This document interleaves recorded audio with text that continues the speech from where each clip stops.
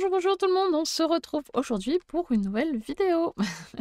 Alors aujourd'hui nous allons fabriquer une petite idée cadeau. On peut dire que ça peut servir pour un cadeau, par exemple dans un calendrier de l'Avent ou pour Noël aussi, pour les petits budgets, ça peut être intéressant. Voilà, ou un petit objet qui peut être offert à tout moment aussi, hein, on ne sait jamais. Allez, c'est parti, je vous montre de quoi il s'agit. Hop. Il s'agit de créer ce petit porte-jeton, voilà, ou porte-pièce pour aller faire nos courses, voilà. Ce que j'avais dit quand je l'avais présenté sur une précédente vidéo, moi je laisse toujours ma pièce dans la voiture, mais souvent quand on fait des courses, on se dit mince, elle est où ma pièce? Elle est dans la voiture, donc demi-tour, on va chercher notre pièce, etc., etc. Donc on perd du temps. Vaut mieux l'avoir accrochée à son porte-clés, comme ça après on est tranquille. Alors, du coup, hop, je vais vous montrer comment fabriquer ce petit porte-jeton qui est très très très facile. Moi, je me suis aperçue d'un petit souci donc pendant la construction de ce porte-jeton. Du coup, je vais en profiter pour faire une petite correction pendant ce tuto. Voilà, tout simplement.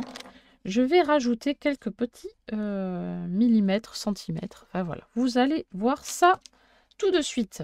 Pour ça, vous allez avoir besoin d'un papier qui va vous servir de gabarit. Alors moi, j'ai pris un papier, une chute de papier aquarelle, voilà, qui va me servir de gabarit. C'est un papier épais, donc très pratique après pour retracer sur notre tissu. Tissu ou simili-cuir, voilà, parce que tout est possible, évidemment. Alors, on y va. Moi, mon gabarit de base, il faisait 12 cm et demi de longueur. Moi, je vais rajouter 1 cm, donc je vais faire 13 et demi de longueur. C'est vraiment une chute parfaite. 13 et demi, et il va faire 4 cm, hop, de largeur.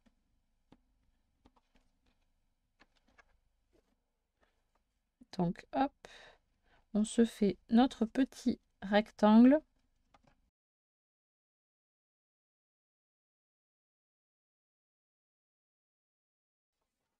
Voilà. Donc, nous avons notre base de rectangle qui est là. On va partir du côté gauche. Hein, on va partir de ce côté-là. Et on va faire un premier repère à 4 cm du trait. 4 cm du trait, on se fait un premier repère. On fait la même chose en face. Voilà. Hop, hop. Ensuite, on part de ce repère ici et on se fait de nouveau un autre repère à 4 cm plus loin. 4 cm plus loin. Donc, ce qui fait, à partir du trait, ça fait 8 cm. Hein. Hop. Voilà.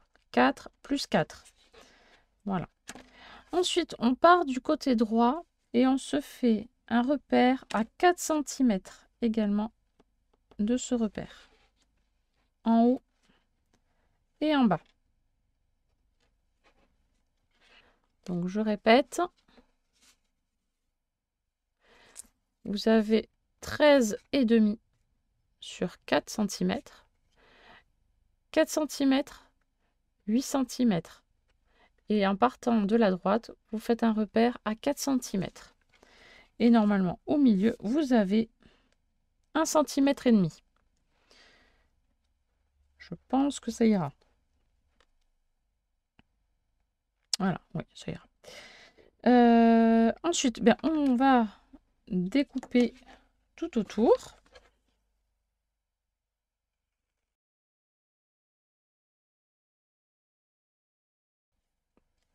Ensuite, on va se faire une petite encoche ici. Je vous montre par rapport à mon ancien gabarit. Hop, voilà. L'encoche va se situer ici, ici et au milieu à droite. Voilà, hop. Et bien moi je vais prendre ce petit gabarit-là. Sinon, vous prenez... Oups là. Sinon, vous prenez une petite perfo et vous faites la moitié de votre perfo. Si vous n'avez pas de perfo, vous pouvez prendre une pièce et faire le contour de la pièce également. Voilà. Alors 5 centimes, c'est un peu épais. Peut-être que... Oui, celle-là, c'est bien, c'est parfait. C'est 2 centimes. 2 centimes, hop, vous placez au milieu. Vous faites le tour de la pièce et c'est parfait. Moi, je vais faire la même chose. Bon, je vais prendre la pièce également. Hop.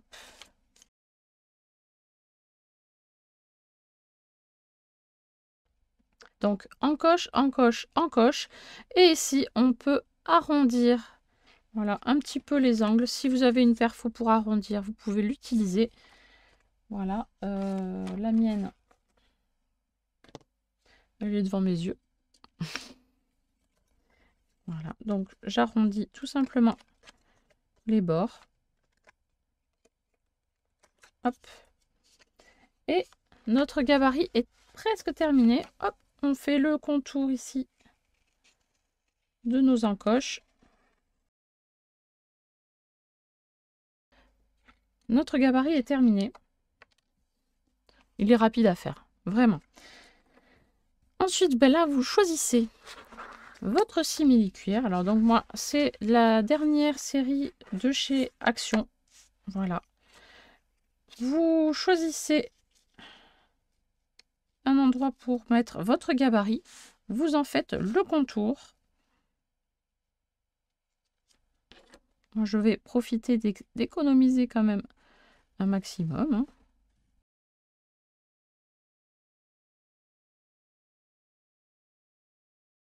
Avec un petit briquet, moi, je fais le tour pour souder rapidement les petits fils qui partent. Alors, restez pas longtemps sur le tissu pour pas qu'il noircisse. Pardon. Alors, si vous souhaitez mettre une pression, vous le faites avant de coudre. Parce que moi, par exemple, là, je n'ai pas pu passer la petite machine. Enfin, pas la machine, mais la pince ne passe pas dessous. Et ni mon système. Parce que moi, j'ai pas un système de pince. J'ai un système où il faut que je tape avec un marteau. Voilà. Et ceci ne passe pas à l'intérieur. Donc, si vous souhaitez utiliser une pression, hein, le système comme ceci, il faut le placer avant. Voilà. Enfin, je vous le conseille, hein, en tout cas. Donc, moi, c'est ce que je vais faire. Je vais placer la petite fermeture ici avant. Parce qu'après, je pourrai placer l'autre côté facilement.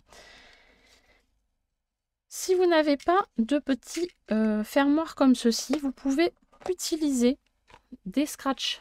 Voilà, ceux-là, je les ai trouvés chez Action.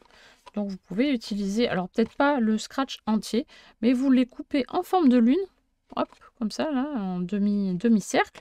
Comme ça, vous pouvez entièrement, enfin le placer directement sur le tissu en mettant un petit point de colle quand même pour être sûr que ça tienne bien. Parce que je ne sais pas si ça suffirait pour le simili-cuir. Voilà. Hop. Allez, sur ce, on va attraper donc le fermoir. Alors, je vais le faire moi hors caméra parce que je ne peux pas taper sur mon plan de travail. Alors, j'explique pour ceux qui ne savent pas poser des pressions. Il faut utiliser donc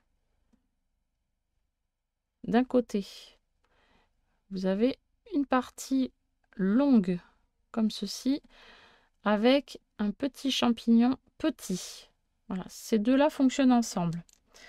Ensuite, vous avez la partie du dessus, donc décorée, enfin simple, voilà, la partie apparente, avec la partie femelle qui va venir s'enclencher donc sur le petit champignon, la partie mâle, petite, là comme ça. Hop, voilà. Donc ces deux-là fonctionnent ensemble. Moi, je vais utiliser donc la partie mâle pour la fixer sur la partie où il y a l'arrondi, l'encoche. Je vais déterminer un emplacement. Je pense que 1 cm à 1 cm de l'encoche, ça me paraît plutôt bien. Ici. À cet endroit-là, je vais faire un trou. Hop. Je prends ma petite perfo comme ça. Je vais choisir un diamètre un peu plus petit.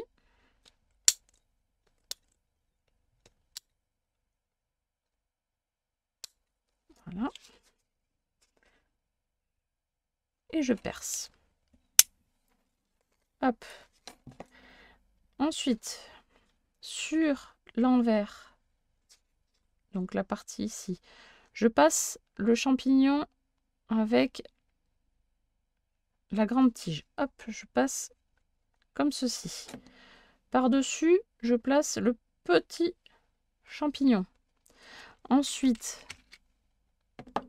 j'utilise... Il y a deux faces hein, sur ce côté-là. Un côté tout plat, tout lisse, et derrière, il y a une petite bosse pour mettre notre projet dessus. Ensuite, je place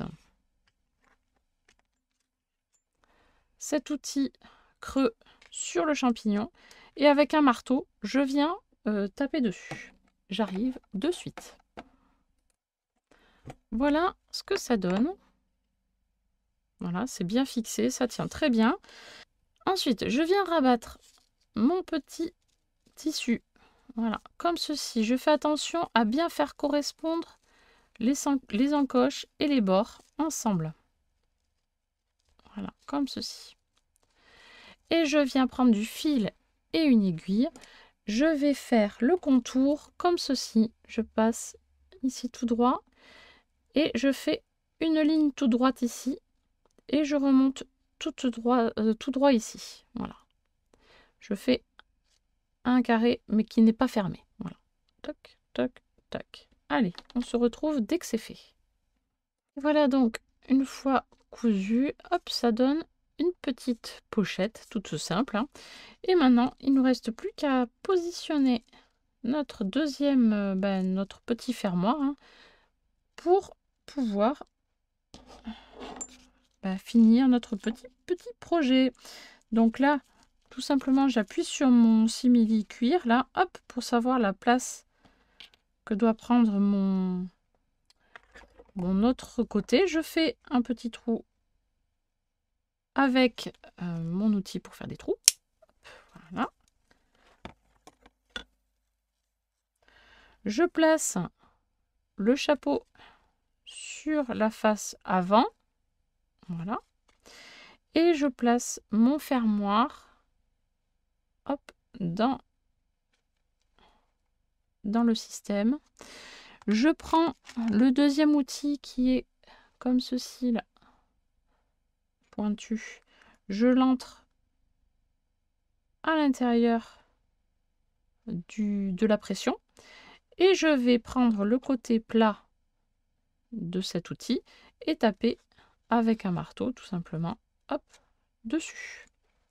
Hop, à de suite. Et voilà, donc il est en place. J'ai encore l'outil qui est enclenché. Il suffit hop de l'enlever et la pression est terminée. Voilà, c'est tout simple. Hop, on peut vérifier. Voilà, ça fonctionne. Et notre petit porte-jeton est terminé. Voilà. Hop. Voilà. On fait attention quand même, hein, quand on ouvre, on en prend soin. Surtout au début, en fait, où ils sont un peu difficiles à appuyer. Voilà. Et après, ça va tout seul. Hein. Vraiment, hop, tout simple. Tout simple.